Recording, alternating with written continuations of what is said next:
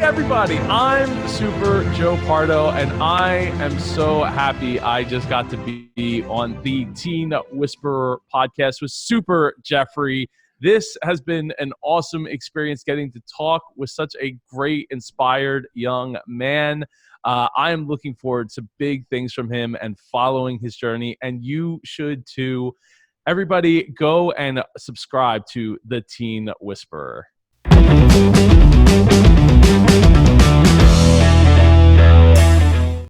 Hey guys, so welcome to the fourth episode, season 3 of the Teen Whisperer show. And today we have a guest who actually helped me to get more guests onto my show. He's the founder of the Independent Podcasters Conference. It's actually a community of podcasters. So if you look at their cover photo, trust me, it will look like a one big happy family. I actually really got jealous of that itself.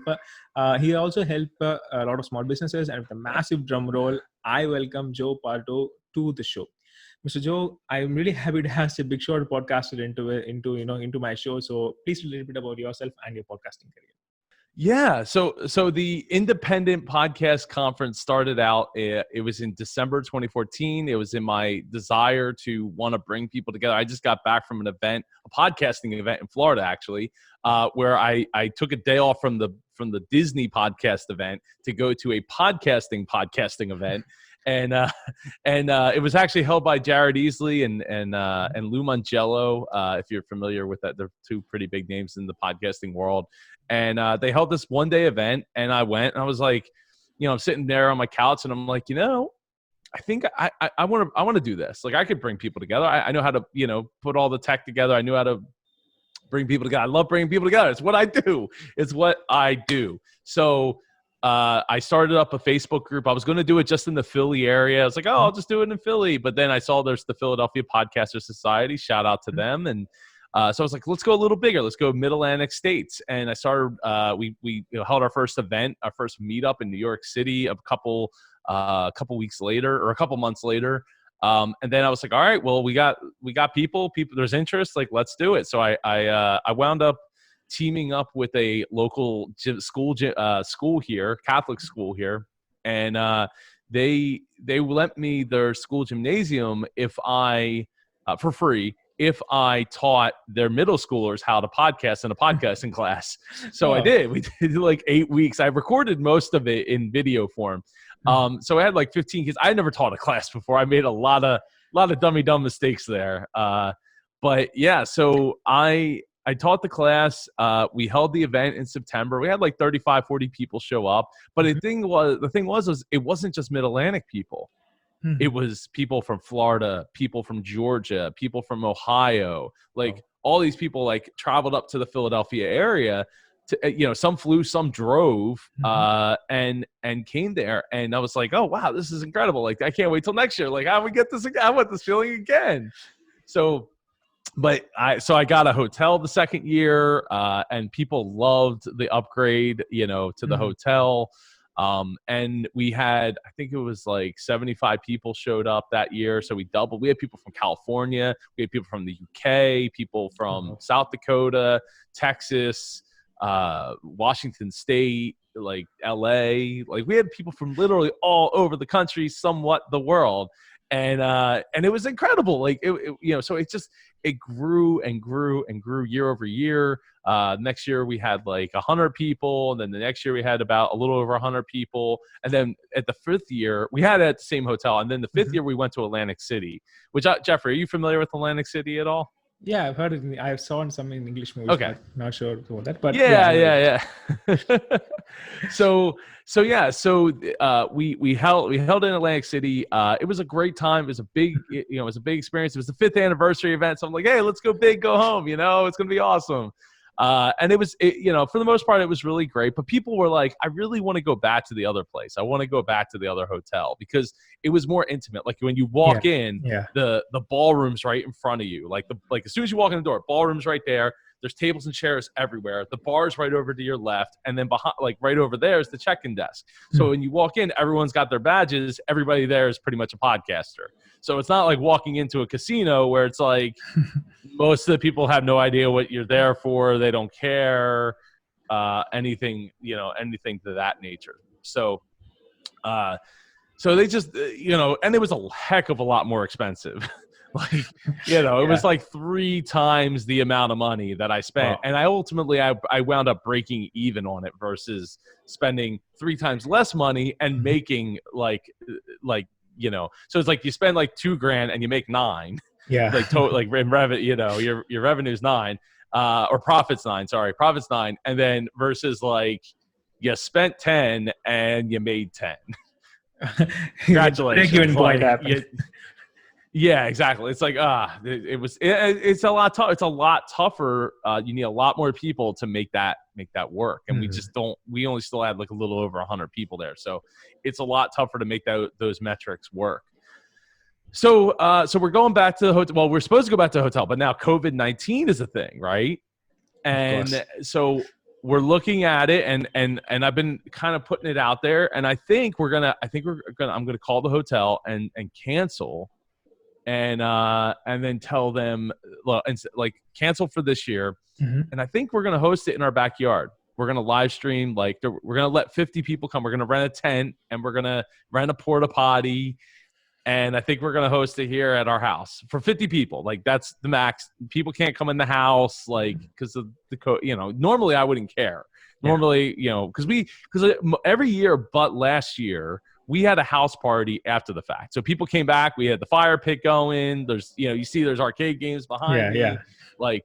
It's a good time. We like to host people here. So, but we're like, okay, we'll screw it. Like, at least this way we're outside, and we can distance ourselves. Because I don't even really feel that safe being in a recirculated air conditioning room with a bunch of other people. Like, even if it's only like 20 people, like my son has a condition. He's 2, so he doesn't have much say in it. But I really don't want him contracting it, because we were just at the hospital twice. Stayed overnight one of those 2 times. Just in November. So for me, like, if we're going to do this, like, we're taking temperatures, like, people are signing waivers. We're taking temperatures when you get here, and we're doing it outside. And if it's raining, we'll have a rain day. Like, so it's like, but that's, I think, to me, yeah, well, I want it to be at least as safe as possible. And if not just for myself and for my family, but for other people to feel confident. Because, like, there's been, like, a lot of people said, hey, you need to go virtual for this upcoming, event. And then there's people that are like, I'm coming. Like, you better have something, because I'm going to be in Jersey. Like, we're having my icon. And so to go along with the COVID stuff, so starting back on March 29th, we held the first ever Icon virtual conference for podcasting, which ended up being a 2-day event for free in the Facebook group. It was incredible. It was an amazing time. We raised a bunch of money for the CDC. And then 2 weeks later, we did it again, and we've done it again, and we've done it again, and we've done it again. And then this weekend coming up, I don't know when this is going live, but as of June 13th, we will have hosted 6 events, 6 virtual conferences since the end of March. So we're not slowing down anytime soon. And I gotta say, like, I love, like I said, I love bringing awesome people together. People like yourself, Jeffrey, who aspire for more, want to keep digging, want to keep going.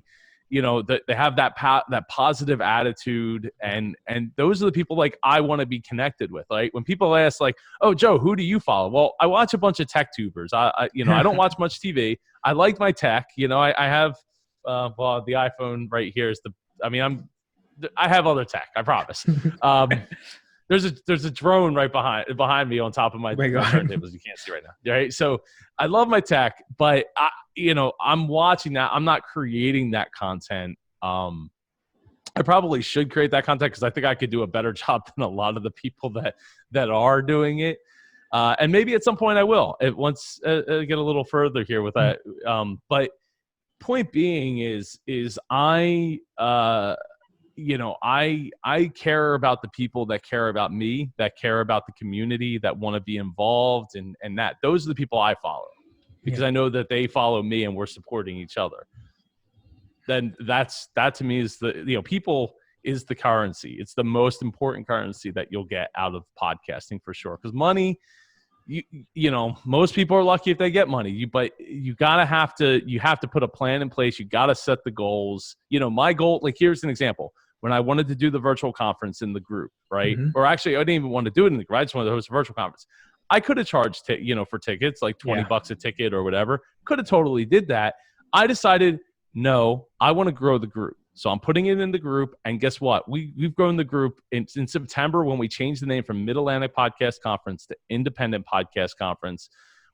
From September till to March, we had grown to like 700 members from 450 members. So we were growing organically without me even trying. Like just by changing the name, it had grown. And then on top of that, when we went, like now from March to now, we're at over 1,500 members.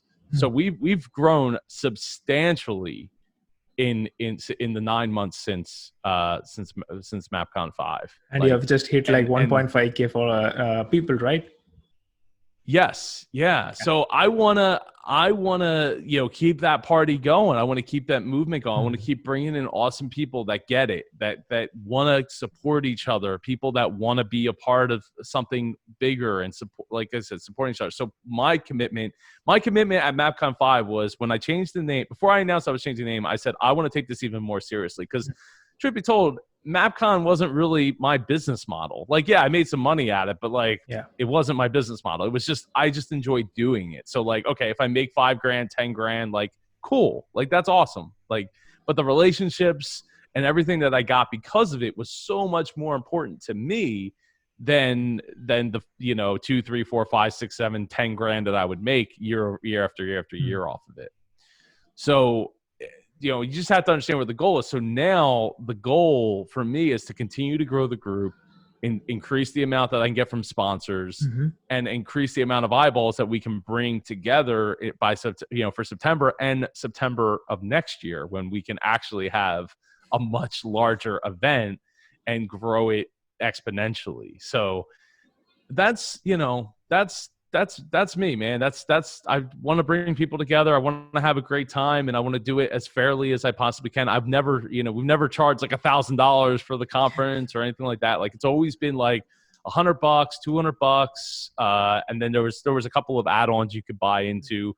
But we feed you when you come to our conference, so we include lunch. Like I want to, I want to feed people. I want to bring people together. It's the whole Italian thing. That's more than a so. godly thing, That's really a big thing to do, because people is like, I mean, like even if you're giving food, people will give you hundreds of times returns whatever you ask for. So that's something that I can clearly. And the major thing that I am actually really confused is that how do you actually do that?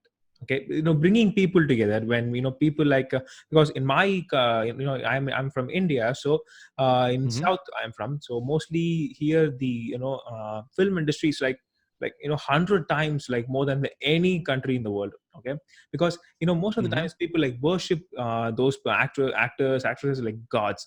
So if you form a community of for that, fan of like a particular actor or something like that, it will boom up like anything. But when it comes to this business stuff or all that, it won't reach that much, because it takes time in order to get to that place. So how do you actually not convince them, but you should kind of persuade them, right? In order to get to your group, or when people sees that it's whether it's your copywriting or particular cover photo having one big happy family and stuff. So how do you actually do that? Is there any sort of strategy, or it just comes in the flow, emotional attachment, anything? Is there anything other than out of the box, what you're doing? How do you do that? I mean, it's, oh man. Well, so there's two ways to do it, right? You can create the star power and the creating that emotion in people to want to buy, jump on board with what you're doing. Or you can hitch your ride on another star, right? So doing so, it's like I was talking earlier about Disney podcasts, right? Yeah. Those Disney podcasts are only big because they're talking about Disney, right? Disney's the marketing machine. They're just they're hitching their star on that and going, hitching their ride on that star and going. So that's one way of doing it. Finding something that you're really passionate about. Like maybe it's, an actor or an actress, Mm-hmm. and you're like, oh, we want to talk, we're just going to follow that. I mean, I've seen them for like Paul Giamatti. Like, Yeah. I mean, I love Paul Giamatti, but it's one of those things where it's like, you can start there, and people are going to be attracted to your personality and what you are about. And when the more you can show people that stuff, the more you can, consistently show up, the more you can constantly show people like that you're going to do the right thing, whatever the right thing is. Yeah. That's powerful stuff, right? Like, so one of the things that made MapCon, I think, so popular and so like, I don't want to, family like and all that, was there's a couple of things that played into that, right? One is we're in one room. We don't host a conference that is in multiple rooms where people are just kind of like shuffling from room to room to room to room to room. So when you go and you see like that big, I don't want to start naming names because then it just starts it starts a never-ending train of names. But when you see that big name podcaster, they're not just like, oh, they're there, oh, they're speaking, and then they're gone, and now you never get to see them again because they're shuffling between like a whole bunch of different rooms. You're all in one room. So you get to interact with those people during the breaks. You get to interact with them when you sit down and have lunch together. You get to interact with them when you're, doing one of the workshops that we do that get people out of their seat and work together. So it's things like that really, I think, make a big difference in making people feel like they're a part of a family and a community that they want to be a part of. And then the other part of it is they see, even since like the second year, I think even maybe the first year, people would tell me, Joe, we're here because of you. These people are all here because of you. And I'm like, no, they're here because they love podcasting. No, it's not because of me. But part of that, now like looking back and like, okay, I see it now, right? And I'm trying to own it. And it's not trying to be like swarmy about it or like, oh, everybody loves me because I'm also awesome. Like, it's about them seeing me working, right? So like, not only am I up on the stage and I'm hosting the event and I'm introducing the next speaker, I'm vlogging the event at the same time. I'm running the camera in the back of the room for the virtual ticket. I'm running the slides. We set up all this, like I set up all the stuff. I have a few people helping, but the speakers, the mixer, everything, like I'm doing all of that. So they see like, and the registration table in the back, like after a while, like my volunteers, they come away from it, and then like I'm in the front, I'm in the back, I'm in the front, I'm in the back. They see me running around, making sure that the room's being taken care of, make sure there's water, and that people are being heard, right? They see that I go out of my way to make sure that we throw stuff out into the crowd so that when they catch it, they can they get a microphone and they introduce themselves to the whole room, 100 plus people. They get that platform. We have the spotlight speaker spots where people get 8 minutes on stage in front of the entire room. It's not the spotlight speaker spot that, well, there might be like 20 people that show up for your talk, and then they're going to be shuffled off to the next one. Like I provide that platform for people. And I think it's really important because not everybody's going to get every opportunity that's possible. Now, going forward, now that we've changed the name and now that we've had this, look, COVID-19 is terrible for a lot of people and it's really bad. But for me, it's provided opportunity to be able to put these virtual events together, have a lot of people watching them, like, 40, 60 people concurrently watching, hundreds and hundreds and hundreds of views by the end of the day, 8 hours I'm running these things. So it gives me an opportunity to give a platform to somebody else for 20 minutes to be able to talk. They have the copy of their afterwards, right? They own the rights to it. Like, they can do whatever they want with it. So it's one of those things where it's like, I think a combination of all of that, and I think the way that I treat people, like people call me Super Joe Pardo. It's not what I've called myself, but if you go to my website, you can read on the About page how I got that name. Yeah. One of my best friends, like a brother to me, gave me that name back in 2006. to me, it's about raising other people up and enabling them to pull the super out of themselves, right?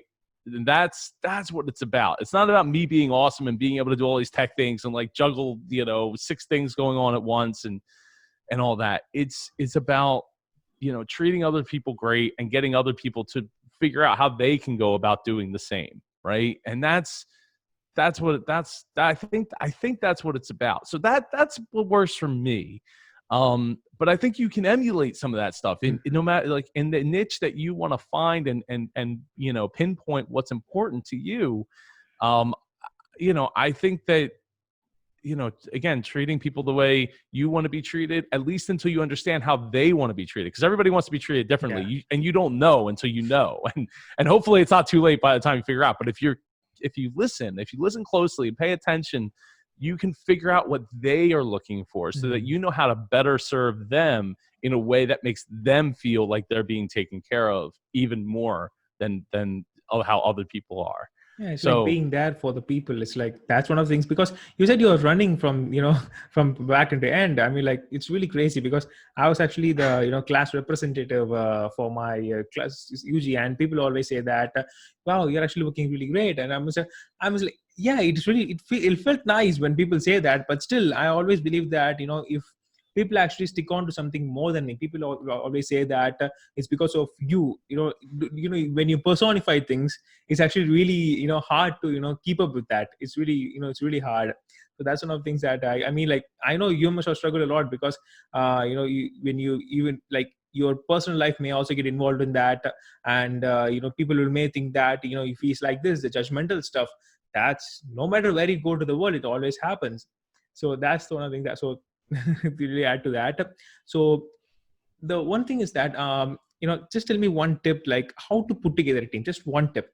Okay, so you have done many things. I mean, like, just tell me one tip in one line. Okay, so in one line, one tip, how to put together a team. How to put together a team. Well, one of the best advice that I got was what was it? It was from one of my episodes. I believe he was from India, actually. Originally, he came to America, and I think he started out as a cab driver and then worked his way up and became a business owner, entrepreneur, and all that. I'm trying to think of his name off the top of my head, but he said, when you go and you're like, okay, I'm going to give an interview to somebody, right?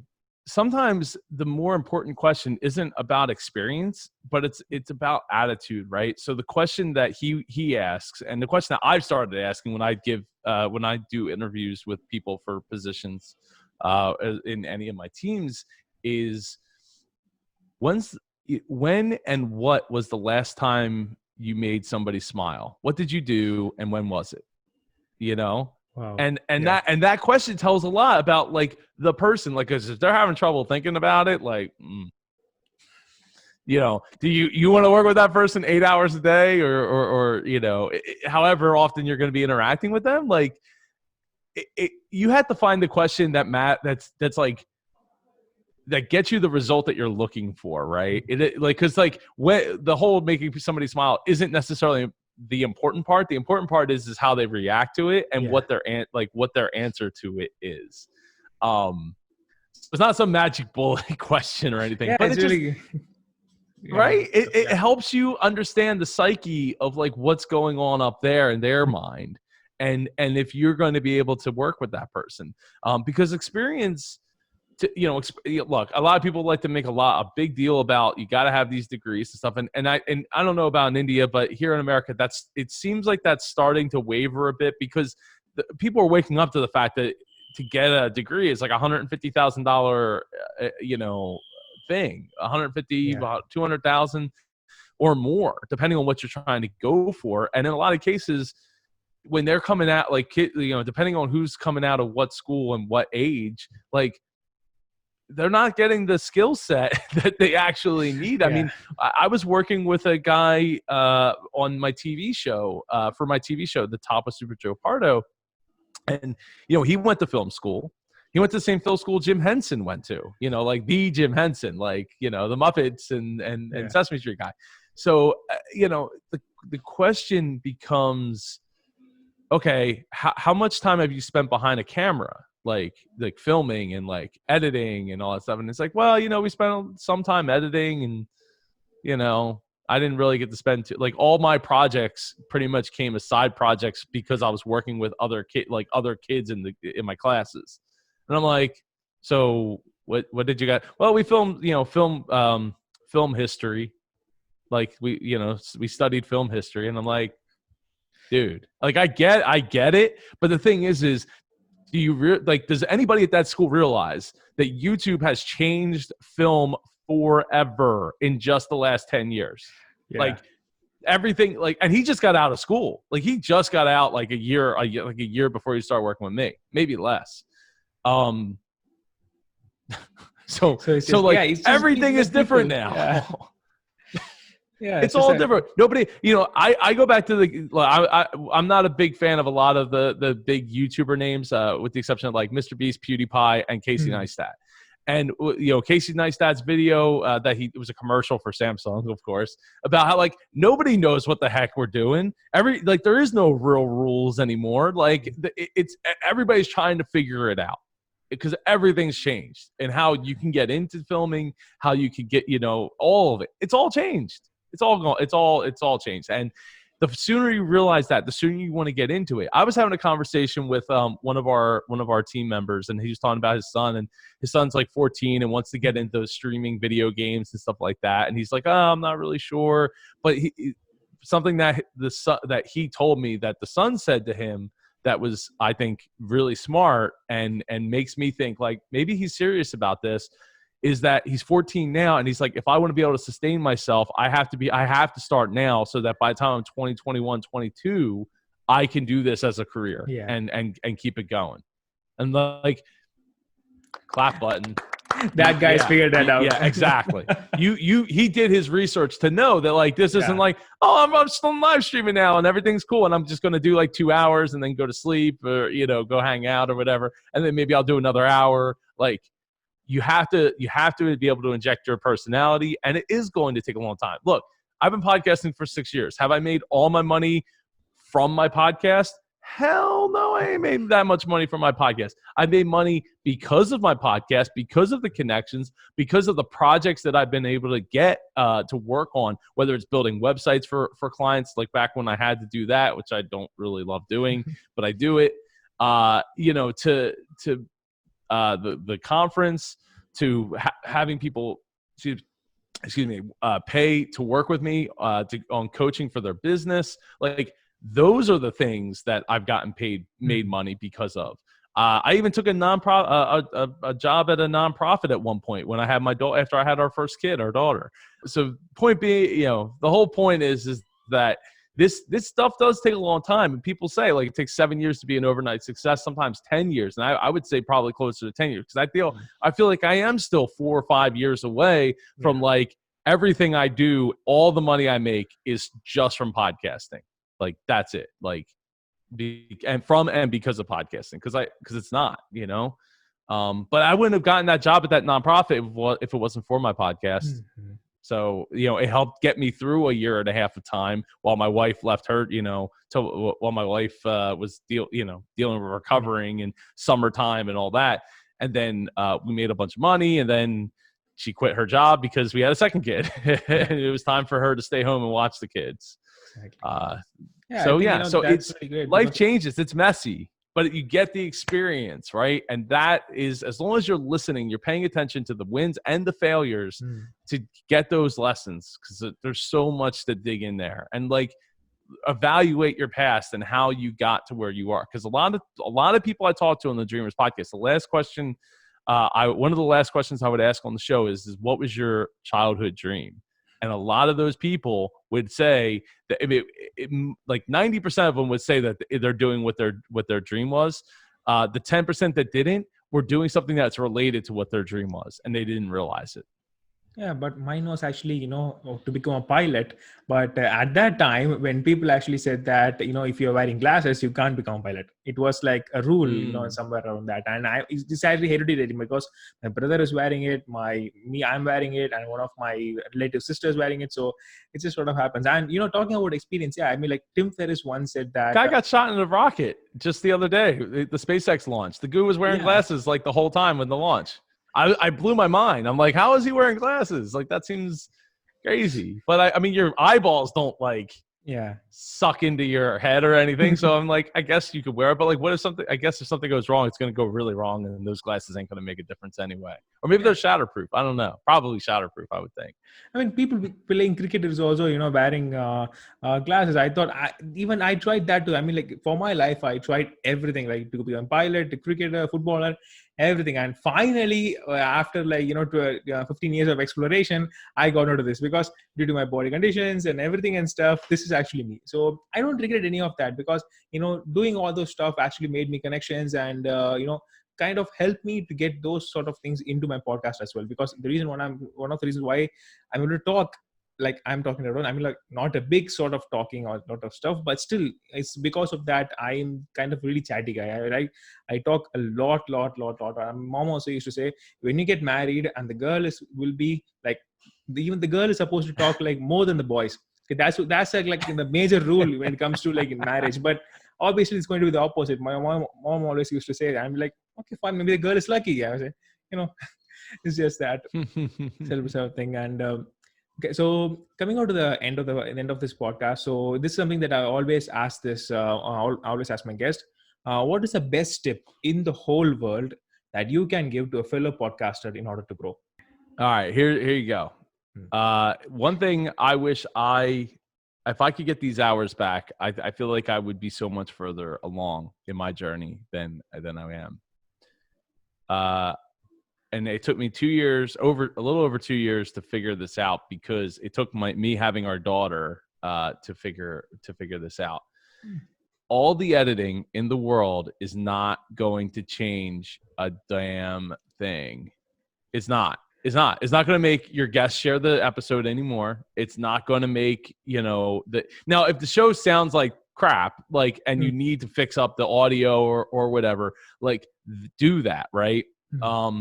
But the amount of time and energy that I put into editing my show, if my episodes were an hour long, it took me 2 hours to edit it, and I'm scrubbing through it 2 times, sometimes up to 3 times X to find those things. All those all those ahs, all those like 1 or 2 second pauses aren't, if your episode is 60 minutes long and you go through and you clean out and you scrub it all up and you wipe out like 2 minutes of audio. So you took you 2 hours probably to save 2 minutes. 2 minutes. And nobody's going to remember those 2 minutes later. And they've already committed an hour to your content. So 2 minutes is nothing. Now, if you have a really long pause, like, oh, the door rang or something like that, write down the time stamp of where you're at in the episode and then edit it backwards with all your timestamps. So like, if you don't want cursing in your show, just write that timestamp down, right? And then edit it backwards so that you're not, collapsing and things are out of order at that point. You will save yourself so much time. And the reason, a lot of people, to go along with this, a lot of people ask, like, how do I get money, right? How do I make money at this? Like, how do other people make money at this? That's not the question to ask when you're first getting started. The question to ask, and this goes out, shout out to Dave Jackson here, the Dave Jackson, I should say. How do you get good? That's number one. Put the reps in. Just constantly be interviewing. That's what I did in the beginning. I was interviewing everybody. I could go back doing the first, and I just did this with Andy Wong the other couple of days ago on the Indie Pod podcast, a couple weeks ago. We went back through our first 10 episodes, and almost all of them are friends of ours. Like, that's how you get started, right? You interview people that are friends. If you're going to do interviews, you don't have to do interview episodes. That's how you do it. you put the reps in. How do you get more reps in? You don't waste 2 hours editing the interview, because at the end of the day, most people aren't going to go back to your first couple of episodes. And when you go back to your first couple of episodes, you'll be like, wow, this sounded terrible. I don't think I know what I was talking about. And my guest, well, they didn't know how to talk on the microphone either. And the fact of the matter is that's their problem, not your problem. When you think about TV shows, when you think about movies, and you're like, oh, look at all the cool stuff that they got going on. You just like to turn on the radio. Dude, there's a producer. There's other people there that are helping make that stuff sound great. And just look at the credits of any TV show or any production. And it's not just, oh, Joe Pardo. It's like, no, it's like 20 different names, and they all played their own role in making that happen. So don't try to hold yourself up to that standard. The other thing is do the best you can with what you have, right? Yeah. If you have a microphone that's, if you're just using like the Apple earbuds, right? That's awesome. Just make sure if you're going to use that mic, probably clip it to your shirt so it's not rustling up against your shirt like that. I don't know if that came through or not, but that's the thing. If you get your audio to about 70 to 80% of the way there to sounding good and clear, then people are going to come along as long as the content is good, as long as you sound confident in what you're speaking about, as long as you sound confident in the questions you're asking. And also the last thing I'll say, because you asked for one tip, but I can't. It's okay. Not possible. It's going to be explanation for that tips. If you're going to interview people, that's awesome. More claps to you. But remember this. If you're bringing their audience to your show, which in a lot of cases won't necessarily happen because it just doesn't necessarily work that way as I thought it did. Like I was all like, hey, like, this episode, I'm going to have Jeffrey on this episode, and he's going to bring 20 people to come listen to the show. Maybe 2 of them stick around, and then maybe 2 of them stick around, and then maybe 2 of them stick around. Before you know it, you start to build this pot of people that you're like, hey, I got something cooking here, right? Not people, but you know what I mean. I got this like corral of people, and we're yeah. So anyway, what you want to do is I lost my train of thought. All right. So your guest. So I have you. Super Jeffrey is going to be on my show this week, right? How awesome is that? You bring in 20 people that listen to the show. I get some so there's some comments or whatever about it. But next week you're not on my show. I am. If I'm not putting myself into each episode and my personality and how and bringing in the right kind of people that make people like to kind of, if you build it around a niche, that's awesome. Like you absolutely should. But here's the thing. You don't have to, because if you're just putting in your reps to get started now, don't worry about the niche. Just get your chops. Get the reps in so you can get good at doing the interviews and doing the questions or providing the lessons. And it'll all grow from there. Your guests will get better. You'll get better guests over time that have talked on a microphone before, that aren't like, I don't know how all this works. And I'm, like, you're still going to get some people like that. Cause like, if I could get Dick Van Dyke on the show, like, and he doesn't know how to use Skype or doesn't know how to use Zoom or whatever, I'm going to find a way to do it. I will fly to his house and do the interview at his house if I have to. Yeah. But, and he's like 90 some years old. So, point being is you have to allow yourself to come through the episodes, because that's the reason people watch Ellen. I don't know if Ellen, you guys have Ellen in India, right? Of course I have seen Ellen. Yeah. I mean, like, yeah. So, but people come for Ellen, right? They come because the guest isn't there next week. The celebrity isn't there next week. The heartwarming story about the kid that saved the puppy in the tree ain't there next week. Like you're going to be there every single week. And that's a really important lesson I had to learn about 75 episodes in, was that my show wasn't really about my guests as much as it was about me presenting my guest and putting myself in there in my personality in there. So people want to be a part of it. Exactly. I mean, like, I can understand, because in the first time how actually I brought in guests is that I just put on Instagram #entrepreneur. #freelancer, and I just DM'd every single person who ever had that post.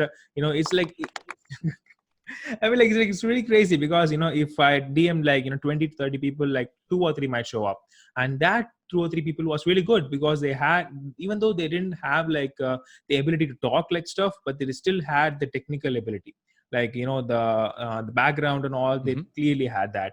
So that's one of the reasons why it was really great work for me, and I'm really happy that you also one of the persons that kind of I'm sorry, I followed your method. I'm actually kind of reversing that. Okay, so that's really great. So let's end up the podcast here. So guys, in this podcast, so there are two things that you should take into account. So first is how to build a community, like Mr. Joe did, because he actually talked to United Nations, and he hosted a house party of podcasters, not the relatives, podcasters. Okay, because friends and families. I mean, like he's like a Fast and Furious Dominic Toretto. Okay, so because he has a code like family, so make sure you take on that. And the second is that what's the best tip for the podcasters, and sorry, that for second is how to put up a team, and third is what's the best tip for the podcasters. So these are 3 takeaways that in this podcast. So make sure I will definitely leave the timestamps, and the transcripts will also be available, and his contacts also will be available, and his group where I'm also a part, I will also be available. So make sure that you guys can go and check that out. So thank you so much for listening to this podcast, and thank you, Mr. Joe, for coming on to here. And I'll see you guys in the next podcast.